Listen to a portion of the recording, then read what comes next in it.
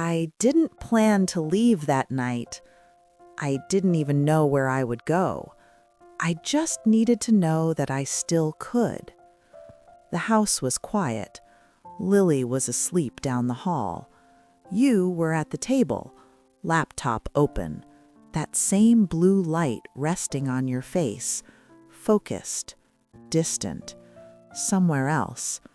And something inside me finally whispered, "If you stay like this, you're going to disappear." Not dramatically, not all at once, just slowly, piece by piece. So I walked into the bedroom, opened the closet, and pulled out a small bag. Not a suitcase. I wasn't trying to run. Just enough to feel real. Enough to remind myself I still had a choice. My hands were shaking, not because I wanted to leave, but because I was tired of staying unseen. And for the first time, leaving didn't feel impulsive. It felt necessary. You heard the zipper. It wasn't loud, but in a quiet house, it sounded final. You stopped typing. Then you looked up. And for the first time in a long time, you really looked at me. Not through me, not distracted, not halfway listening. At me. "What are you doing?" Your voice wasn't angry.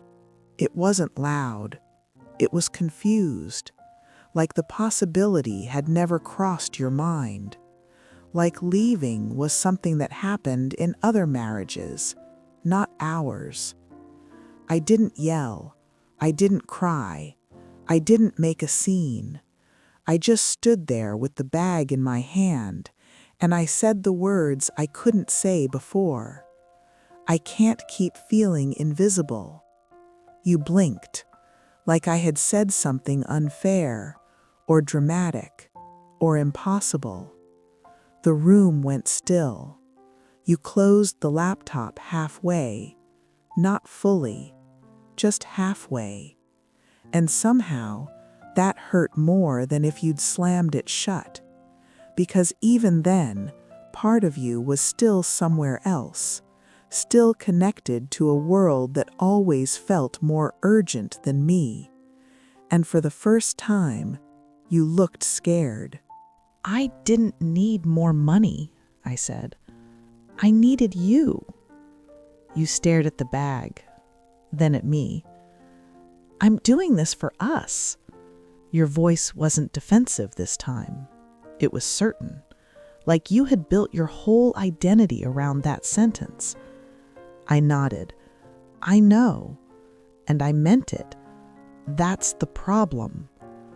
You looked lost, like I had just moved the finish line without telling you. And in that moment, I realized something. You weren't choosing work over me. You thought loving us meant providing more stability, more security, more comfort. No one ever taught you that sometimes love looks different. Sometimes it looks like sitting still, listening, putting the phone face down, staying in a conversation even when it's uncomfortable. "I don't need you to quit your job," I said. "I need you to choose us sometimes. Choose dinner without your phone. Choose eye contact. Choose 5 minutes where nothing else matters." My voice broke a little, not from anger, from exhaustion, because I was tired of competing with something that was never supposed to replace me. That's when it changed. Not dramatically, not like in the movies, no grand speech, no sudden tears, just quietly. You looked at Lily's drawing on the fridge, the one with the 3 stick figures holding hands. You looked at the hallway where she runs to you every night, where she waits for the sound of your keys. Then you looked back at me. Really looked. and something in your face softened, like the weight you were carrying finally had a name. I didn't know it was this bad. 3 words. Simple. Honest. No defense in them. No explanation. Just truth. And for the first time in a long time, you weren't protecting your pride. You were listening. You reached for the laptop. Closed it. This time fully.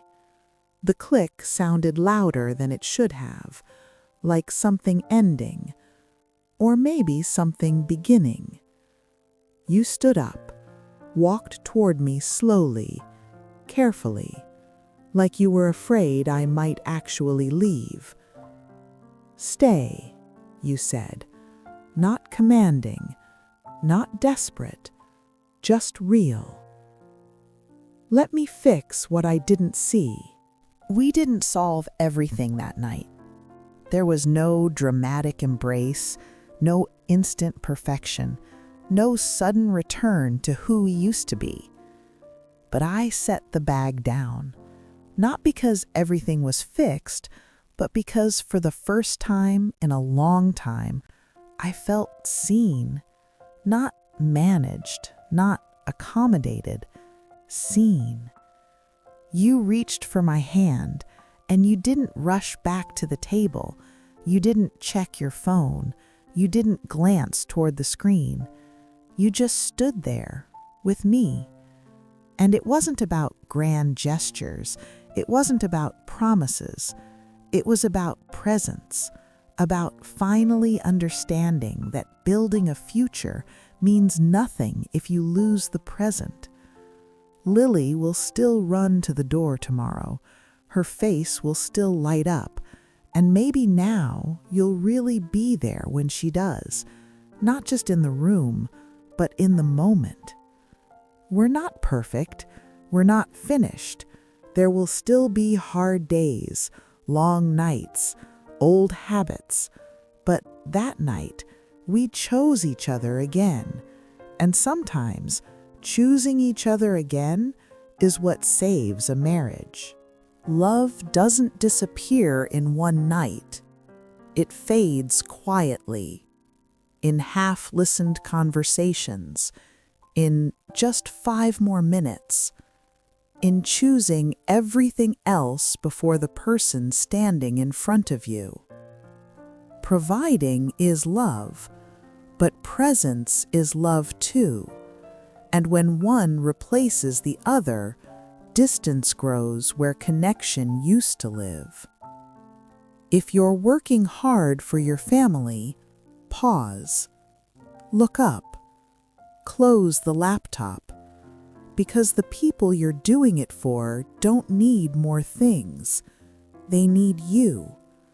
And sometimes, the difference between losing someone and saving your marriage is 5 minutes of undivided attention.